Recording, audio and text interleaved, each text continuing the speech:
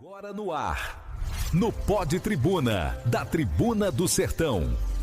Olá, hoje a gente tem uma situação assim que deu o que falar lá em Alagoas. Um prefeito e um vice eleitos em Maribondo mal esquentaram a cadeira, né? E já estão com uma decisão judicial que pode, olha, custar o mandato deles. Exato. E o motivo é sério, né? São acusações de abuso de poder econômico, e isso durante a pré-campanha de 2024. A nossa base para essa conversa hoje é a sentença mesmo, o documento completo do processo. É do dia 11 de setembro de 2025, lá da 48ª Zona Eleitoral de Boca da Mata. É uma ação de investigação judicial eleitoral, a famosa AIG, número 060.424.2024.02.0048. Isso, e só para situar rapidinho, né? A AIG é um processo bem específico da Justiça Eleitoral. Serve para quê? Para investigar alguma coisa que possa ter, digamos, desequilibrado a eleição. Tipo o quê, por exemplo? Pode ser abuso de poder econômico, que é o caso aqui, ou abuso de poder político, uso indevido de rádio, TV, jornal, enfim. Nesse processo de Maribondo, o foco foi o uso de grana, né, de recursos financeiros, que foi considerado excessivo. E isso antes mesmo da campanha começar para valer. Entendi. Então, nosso objetivo aqui é fazer um exame detalhado dessa decisão. A gente quer entender o que aconteceu, né? Que eventos levaram a essa ação, como é que foi a defesa, que provas o juiz considerou mais importantes e, claro, no fim, o que ele decidiu. O que rolou é Maribondo para chegar nesse ponto todo. Bom, as partes são claras. De um lado, quem entrou com a ação, a investigante, foi a coligação Competência para Continuar. Ok. Do outro lado, os investigados, que acabaram sendo eleitos. O Bruno Zeferino do Carmo Teixeira, eleito prefeito, e o José Ubiratã Ferreira Nunes, o vice. Certo. Contexto e partes entendidos. Agora vamos pro recheio, né? O que exatamente a coligação disse que aconteceu de errado nessa pré-campanha? Olha, a acusação principal é essa. Teixeira e Nunes teriam usado dinheiro de forma abusiva na pré-campanha. E não foi pouca coisa, não. Ah, é? A ação fala em eventos grandes, festas mesmo, com contratação de show, distribuição de um monte de camiseta igualzinha, bebida e até sorteio de prêmios caros. Sorteio! Nossa! É. E segundo a acusação, tudo isso com muita divulgação, sabe? Nas redes sociais deles mesmos, dos pré-candidatos na época. E qual era a tese por trás disso? Que isso atrapalhou a eleição. A ideia da acusação era essa sim, que essas ações todas, por serem tão grandes e de graça, né, teriam criado um desnível muito forte na disputa. Acabou ferindo a igualdade de chances entre quem queria ser prefeito de Maribondo em 2024. E na justiça? Como é que isso andou? Teve alguma complicação no processo antes de analisar o mérito mesmo? Teve sim. O processo teve uns percalços. A ação começou em outubro de 2024. Aí o Teixeira e o Nunes foram notificados pessoalmente, rapidinho, dia 7 de outubro. Só que aí, O que aconteceu? o prazo para eles apresentarem a defesa passou.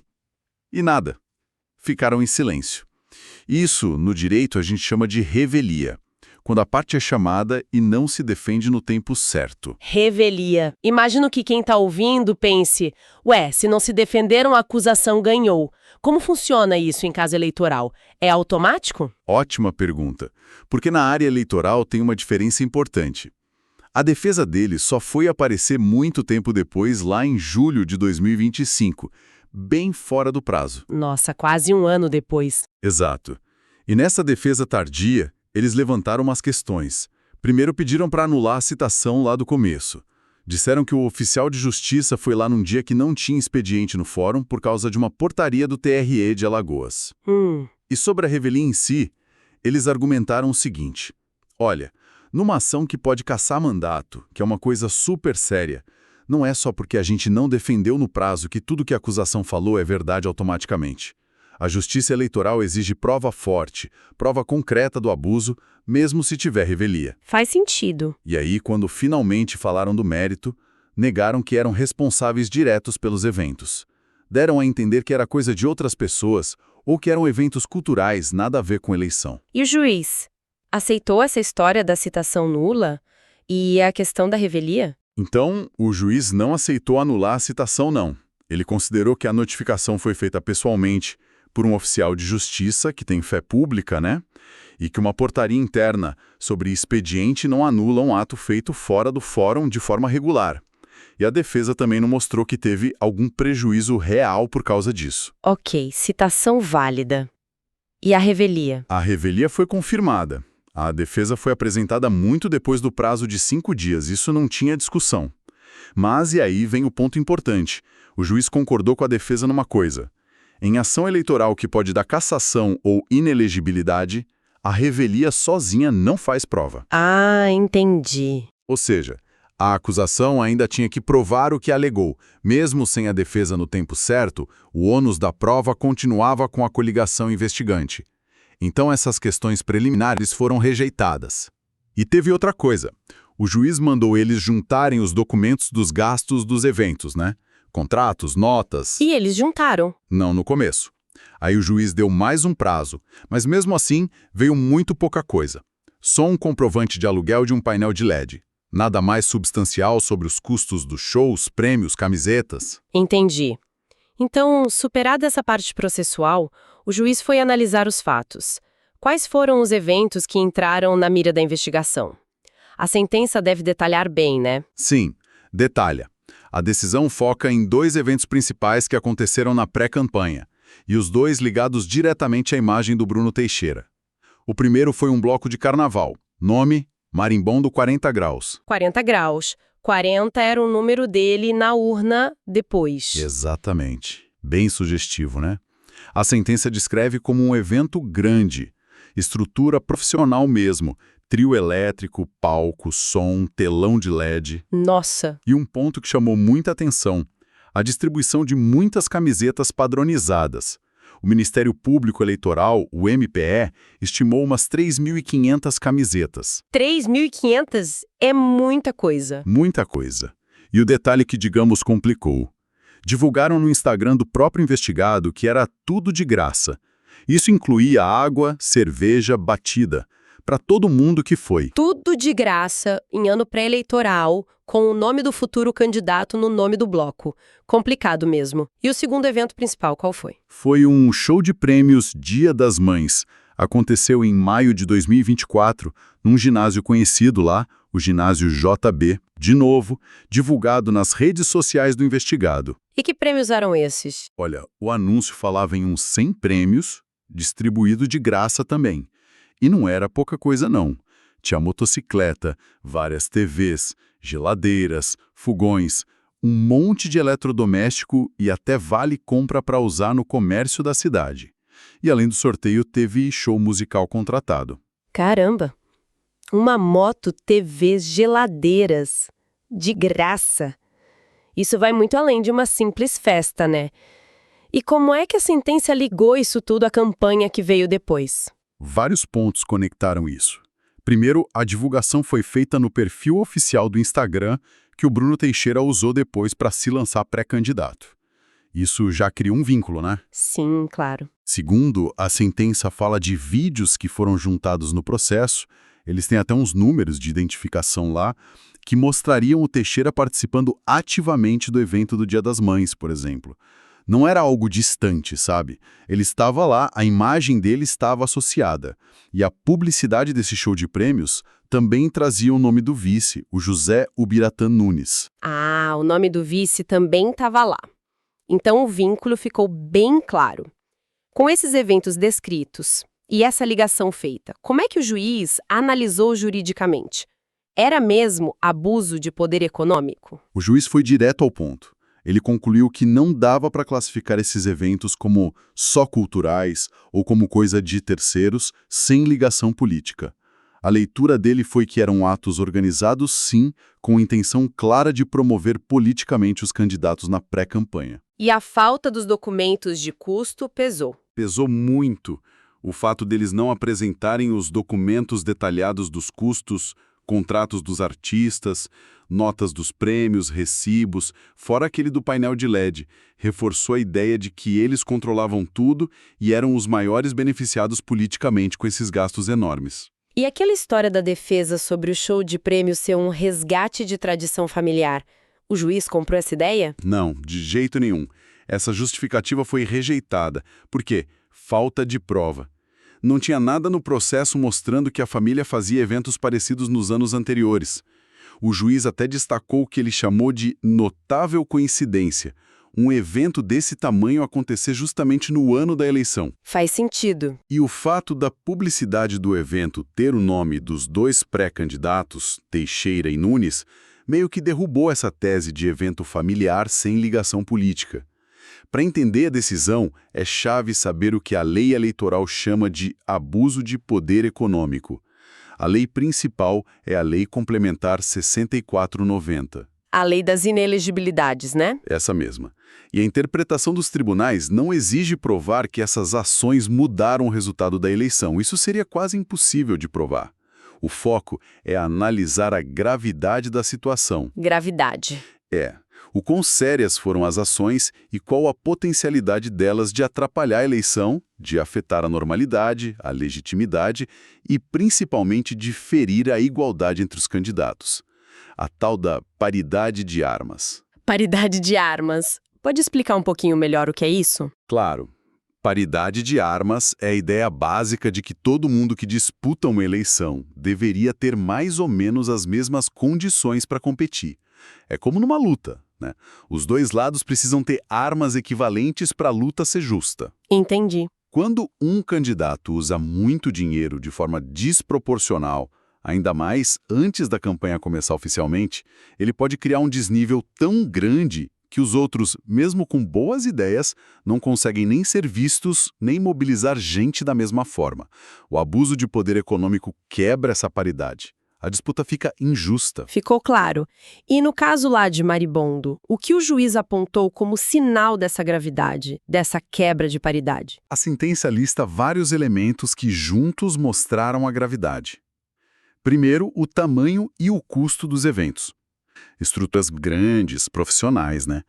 Trio, palco, som, LED. A quantidade e o valor dos prêmios. Moto, TVs, geladeiras. A distribuição de graça de bebida e milhares de camisetas. Isso pesa, né? Com certeza. Segundo, a gratuidade geral. O tudo de graça e o sorteio de coisas caras atrai muita gente. Terceiro, o momento. Bem na pré-campanha, quando o eleitor já está começando a formar opinião. E quarto, o vínculo direto com os candidatos. Divulgação nas redes sociais deles, nomes na publicidade, participação nos eventos. Ok. E tem um número que, olha, realmente impressiona e foi decisivo na sentença. Foi uma estimativa de custo feita pelo Ministério Público Eleitoral e que o juiz aceitou. A soma dos gastos só com esses dois eventos, o bloco e o show de prêmios, passaria de R$268 mil. 268 mil reais. E qual era o limite de gasto para a campanha inteira lá? Aí que está o ponto. O limite oficial de gastos para a campanha toda de prefeito em Maribondo em 2024 era R$ 242.347,03. Peraí, deixa eu ver se eu entendi direito. O gasto que eles estimaram só na pré-campanha com 2 eventos foi maior que o limite permitido para a campanha inteira, mais de 100% do teto. Exatamente. É isso. E esse é um argumento fortíssimo para configurar a gravidade, entende? Gastar na pré-campanha mais do que se pode gastar na campanha inteira é um sinal muito claro de desproporção, de abuso. A jurisprudência do TSE até aceita algum gasto na pré-campanha, mas coisa de 10%, talvez 20% do teto. Passar de 100%, aí fica difícil defender que não desequilibrou, né? Nossa, isso realmente coloca a coisa em outra perspectiva, impressionante. Sem dúvida. E o juiz também levou em conta o lugar, o contexto local. Maribondo é uma cidade pequena, né? Tinha uns 11 mil eleitores em 2024. Em cidades menores, eventos desse tipo, com essa distribuição de coisa de graça, costumam ter um impacto muito maior do que teriam numa cidade grande. Atinge uma parte grande do eleitorado, gera um falatório que os outros candidatos dificilmente conseguiriam com meios normais de pré-campanha. E o Ministério Público Eleitoral, que fez essa estimativa de custo, qual foi a conclusão dele no processo? O MNPE, que atua como fiscal da lei eleitoral, concordou com a acusação. Ele opinou pela procedência da ação, ou seja, achou que houve sim um abuso de poder econômico e que a chapa tinha que ser cassada. Ah, então o MPE também pediu a cassação? Entendi. O parecer deles destacou justamente isso: a desproporção dos gastos, a falta de explicação sobre de onde veio o dinheiro, o que sempre levanta suspeita de caixa 2, né? E o impacto na igualdade da disputa. Diz que esse tipo de ação não é acessível ao candidato médio que segue as regras. O MPE também falou que violava as regras da pré-campanha, que proíbem pedir dinheiro antes do registro, por exemplo. E um ponto interessante: o MPE diz que mesmo se outra pessoa tivesse pago pelos eventos, o que nem foi provado, só a promoção e o benefício eleitoral claro para os candidatos já seria abuso. O juiz concordou totalmente com o parecer do MPE. Entendi. Com esse cenário todo, os eventos, a falta de transparência, a análise da gravidade, o estouro do limite de gastos, o parecer do MPE, qual foi a conclusão da sentença sobre quem era responsável? O prefeito e o vice, os dois. Sim, a decisão responsabilizou os dois. O prefeito Bruno Teixeira e o vice José Ubirata Nunes. Isso vem de um princípio muito importante no direito eleitoral brasileiro, que é o da indivisibilidade da chapa majoritária. Indivisibilidade. O que isso quer dizer na prática? Quer dizer que para a eleição de prefeito, governador, presidente, a chapa titular e vice é vista como uma coisa só, indivisível, para fins de responsabilidade eleitoral. Se acontece alguma irregularidade grave que beneficia a chapa toda, os dois membros são atingidos. A cassação de um geralmente leva à cassação do outro também. Ah, tá. Mesmo que um não tenha participado tanto quanto o outro. Exato. No caso de Maribondo, ficou claro que o Teixeira era o protagonista. A imagem dele estava muito ligada aos eventos. Mas o Nunes, o vice, se beneficiou por fazer parte da chapa que usou esses eventos e, além disso, o nome dele apareceu na publicidade do show de prêmios. A sentença diz que, nem importa se ele estava lá pessoalmente ou não nos eventos, o benefício para a chapa inteira foi evidente. Então a responsabilidade é dos dois. Entendido o princípio. E com essa responsabilidade definida para os dois, quais foram as punições que o juiz aplicou na sentença? Com base na Lei Complementar 6490, que define as sanções por abuso de poder, o juiz aplicou duas punições principais. Primeiro, a cassação dos diplomas de prefeito e vice. O diploma é o documento que confirma a eleição, né? Sim. E segundo, a declaração de inelegibilidade dos dois por 8 anos. Essa contagem começa a partir da eleição de 2024. Ou seja, eles ficariam proibidos de se candidatar a qualquer cargo por todo esse período. Cassação e 8 anos sem poder se candidatar. São consequências muito pesadas. Mas a sentença fala algo sobre quando isso começa a valer, né? Eles saem do cargo agora? Esse é um ponto-chave e que sempre gera dúvida. A resposta é não, imediatamente. A sentença de primeira instância não tira eles do cargo na hora. A própria decisão explica como funciona a regra hoje, que vem do Código Eleitoral e de decisão do STF.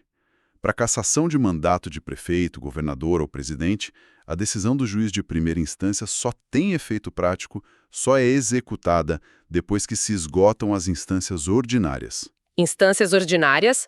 O que seria isso? Simplificando, significa que a decisão só vale para valer depois que o Tribunal Regional Eleitoral de Alagoas, o TREAL, que é a segunda instância, julgar o recurso que a defesa dele certamente vai apresentar. Ah, então tem que esperar o julgamento do recurso no TRE. Exato. A não ser que o TRE mantenha a cassação e não caibam mais recursos com um efeito suspensivo, ou que venha uma liminar de um tribunal superior mandando afastar.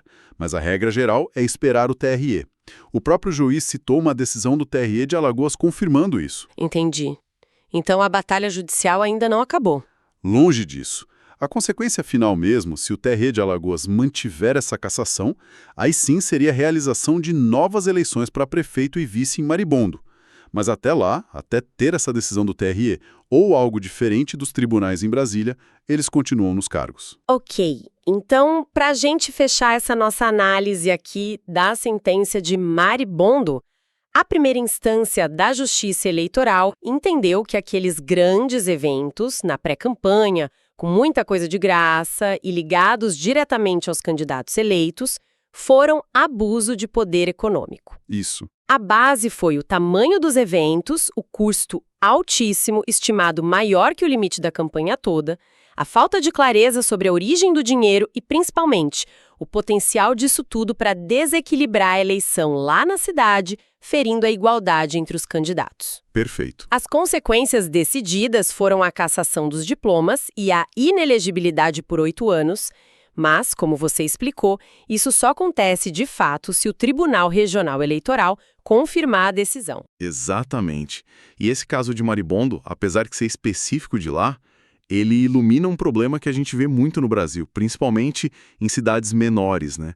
Que é essa linha tênue, onde termina a presença normal, legítima de um político na comunidade, e numa festa, no evento cultural, apoiar uma ação social, e onde começa o uso do dinheiro para levar uma vantagem injusta na eleição. Ainda mais nesse período da pré-campanha, que está cada vez mais importante e regulado. Uma questão complicada mesmo. Muito. Fica aí a reflexão, né? Sobre os desafios tanto para quem é candidato, quanto para a própria justiça eleitoral de garantir que a disputa pelo voto seja mais justa, mais equilibrada, baseada mais nas propostas do que no poder econômico de cada um. Como garantir que o jogo democrático seja realmente nivelado para todo mundo. No Pod Tribuna você confere os comentários mais quentes do dia, com bastidores, análises afiadas e o que realmente importa na política, nas ruas e nos corredores do poder.